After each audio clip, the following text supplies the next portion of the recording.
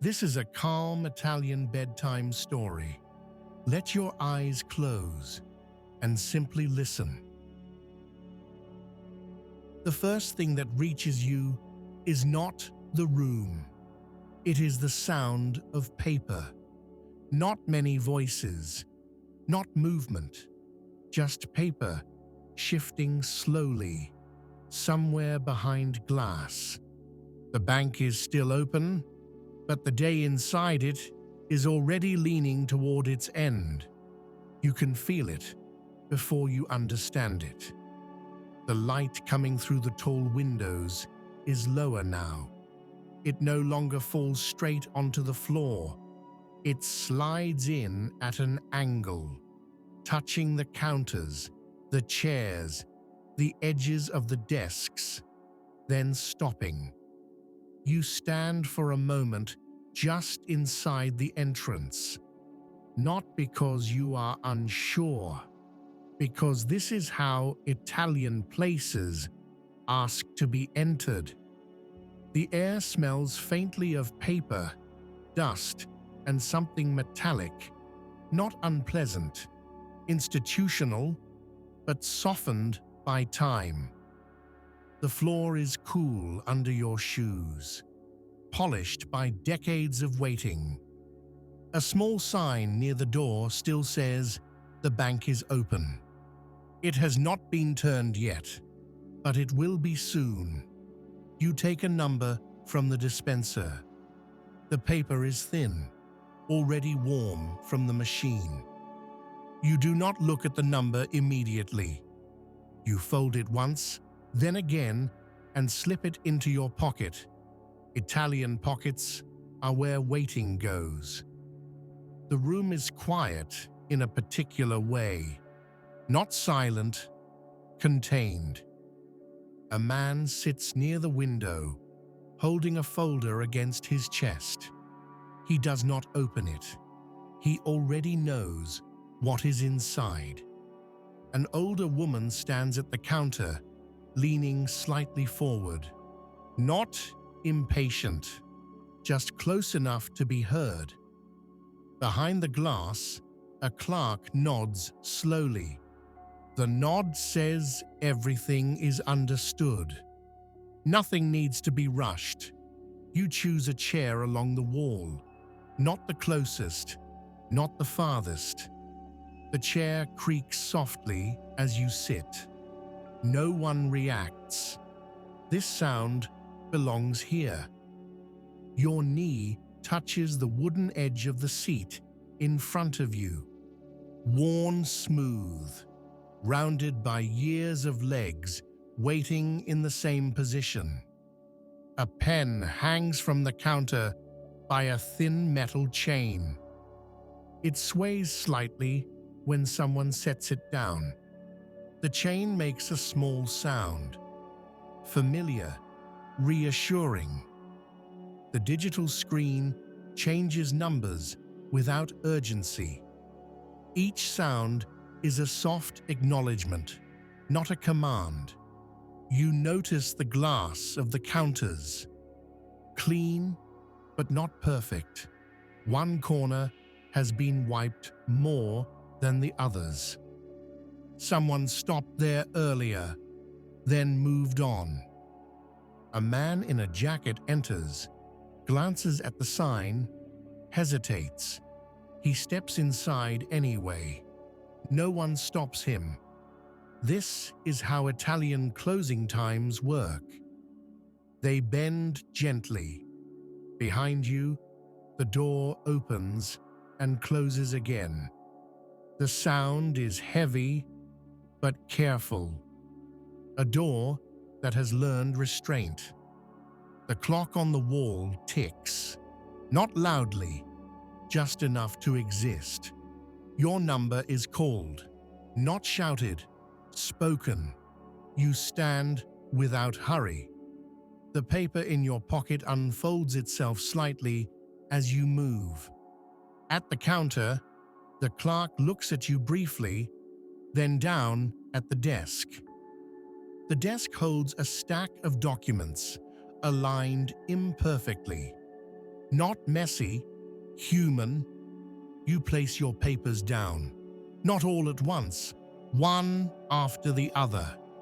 The clerk straightens them without correcting them. A small but important distinction. You sign where you are asked. Slowly. The pen presses a little harder on the second pass. Italian signatures are often revisited. You hand the pen back. The chain pulls it home. Behind the glass, a drawer opens and closes. Cash moves without ceremony. Hands know what to do. The clerk says something like, "Va bene così," not loudly, not looking at you. The phrase lands gently, complete. You step aside, letting the next person approach. There is no line anymore. Just a sequence. A woman counts her documents twice before leaving. Not because she doubts them, because counting is part of letting go. Near the entrance, a security guard shifts his weight. He has not moved much all afternoon. His posture changes just enough to mark the hour. The light outside lowers again. The glass doors reflect the room, now more than the street. A small plant near the window leans toward the fading light. Its leaves are dusty, alive. Someone coughs softly. Another person clears their throat and stops halfway. Sounds that do not need answers. The sign near the door is turned, not dramatically, just rotated. The bank is closed now, but no one leaves immediately. Inside, things continue in their own time. A clerk gathers stamps into a drawer. Another aligns chairs without stacking them. Paper is slid into folders, not filed yet. You walk toward the exit slowly. The floor sounds different near the door, hollower. Outside, the street is quieter than before. Shops have begun to dim. A cafe across the road lowers its awning halfway. You stop just outside the bank. The door closes behind you with a final, careful sound. Inside, the lights remain on. The bank does not disappear. It waits for tomorrow. You hold your papers briefly, then fold them and place them in your bag. Not tightly, secure enough. The evening continues around you. Scooters pass without hurry. Voices soften as they travel upward. The bank stands behind you now, unchanged. Stone, glass, routine. It has finished its day without announcing it, and you walk away carrying nothing urgent. Just the feeling that something has been handled. Quietly. The Italian way. The first thing that reaches you is not the room, it is the temperature. Not cold, not warm, neutral in the way only public buildings can be. The air has been moving all day, without ever really leaving the same place. It carries paper, dust, the faint trace of cleaning product from the morning. You pause just inside the entrance, not because you are uncertain, because the space asks for a moment before it accepts you. The door closes behind you with weight, a sound that belongs to stone buildings, not modern ones, the kind of door that does not swing back.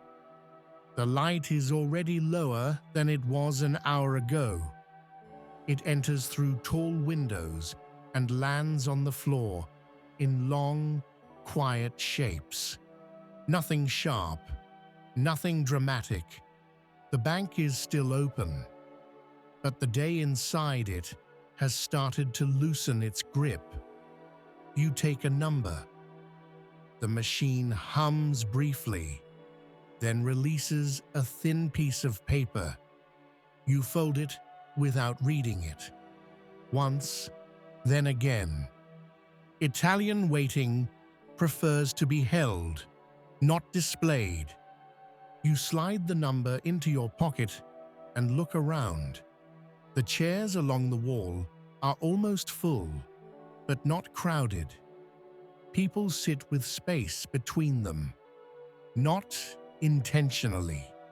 It simply happens that way. A man near the window rests his elbows on his knees, hands clasped loosely. He stares at nothing in particular. The folder beside him remains closed. An older couple sits together, not speaking. Their shoulders touch lightly. They have learned when words are unnecessary. Behind the glass, clerks move slowly, not inefficiently, deliberately. Each gesture finishes before the next begins. You choose a chair halfway down the wall, not near the entrance, not near the counters. The seat is firm, worn smooth by decades of bodies, arriving with expectations and leaving with less. Your feet rest flat on the floor. The stone beneath them is cool, even through your shoes. A digital screen changes numbers.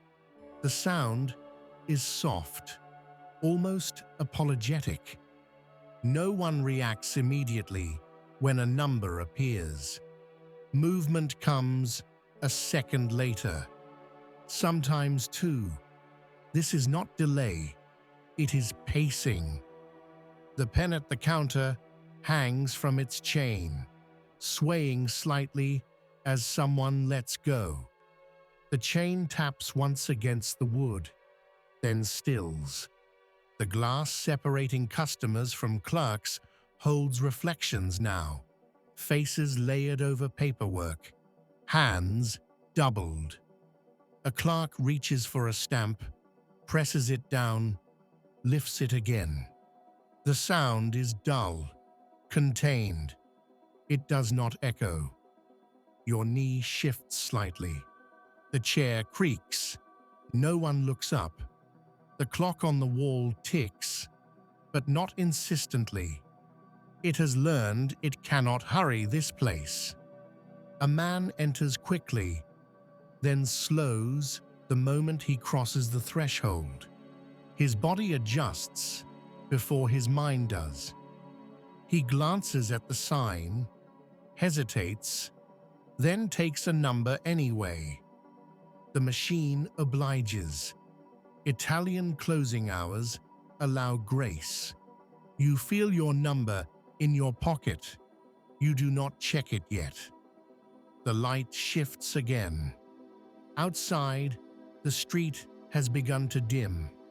Inside, the room remains evenly lit, untouched by the change.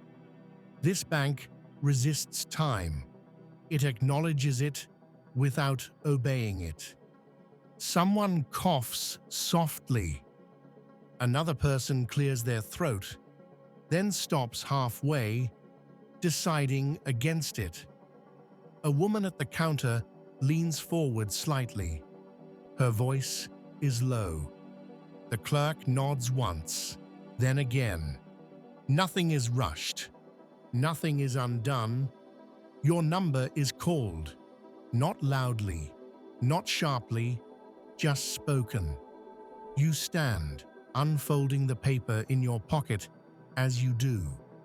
The number has softened from being held.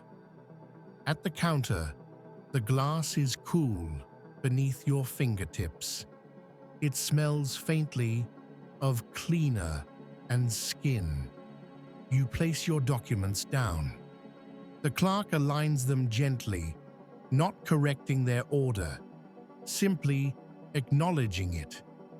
A drawer opens behind the desk. Paper slides. A stamp is moved aside. You sign where indicated. Once, then again. The second line is slower, more certain. You hand the pen back. The chain draws it home with a quiet metallic sound. The clerk says something like, "Va bene così," not as a conclusion, as an agreement. You step aside, making space without thinking about it.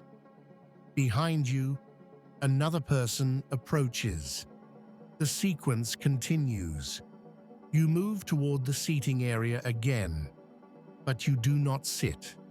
You stand near the wall instead, holding your papers loosely. The bank feels different now, lighter. A chair is pushed back, another is straightened. One of the clerks glances at the clock, then back down at the desk. The clock does not argue. Near the entrance, the security guard shifts his weight. Not toward the door, just enough to be comfortable. The sign is still facing outward, open, but it will turn soon. A clerk finishes with the last customer and does not immediately call the next number. They organize their desk first. Paper stacked, stamp returned, chair adjusted. This is part of the work. Outside, a scooter passes slowly, not accelerating, not stopping. The sound drifts in, then fades. The plant near the window catches the last angle of light. Dust rests on its leaves. It does not matter. The sign is turned, closed. No announcement, no sound, just rotated. The bank is officially finished for the day, but nothing changes immediately. People gather their belongings slowly. Folders are tucked under arms. Bags are zipped without hurry. You walk toward the exit. The floor sounds different near the door. Hollower, more final. You pause for a moment before opening it. Not because you need to, because this place has held you for a while. The door opens with resistance, then gives. Outside, the air feels softer, less contained. The street has settled into evening. Lights glow without glare. Voices lower themselves naturally. You step out and let the door close behind you. The sound is complete, finished. Inside, the lights remain on. Clerks continue small tasks. The bank does not empty itself all at once. It waits. You stand on the sidewalk briefly, holding your papers, then fold them once, then again. They slide into your bag. Nothing urgent remains. The evening stretches ahead without demand. Behind you, the bank stays exactly where it is. Stone, glass, habit. It has done what it needed to do today. And now it rests quietly until morning finds it again.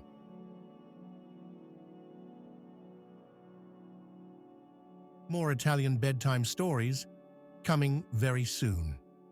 If you enjoyed this moment of calm, subscribe and like the video for more gentle storytelling.